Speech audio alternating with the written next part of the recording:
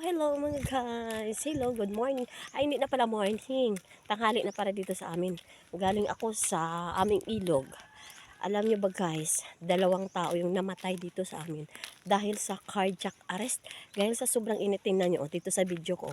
Grabing init talaga Tapos alam niyo ba guys, yung mga lupa dito kung titingnan niyo ang doon, tigang. Tigang na tigang.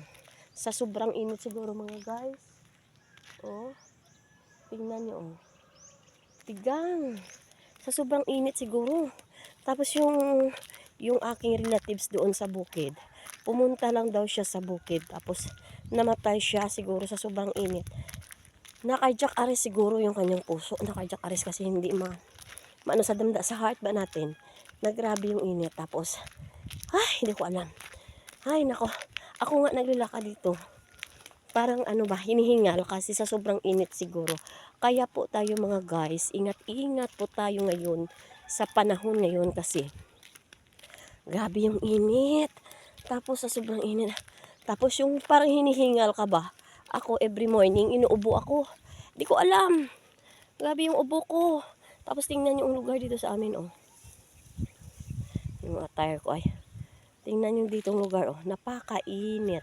Kaya nga siguro yung iba namamatay sa sobrang init kasi kailangan uminom tayo ng maraming tubig. Uminom tayo ng napakaraming tubig kasi alam nyo ba, hinihingal ako. Sandali lang. Maraming hingal ako. Napakainit kasi pumunta ako doon sa ilog. Nagdala ako ng pagkain kasi yung aking asawa doon nagtatrabaho sa ilog. Kumukuha sila ng buhangin. May nag-o-order yata. Ay, Diyos ko, napakahirap. Ay, bye muna. Kasi hinihingal ako mga guys. Thank you. Thank you.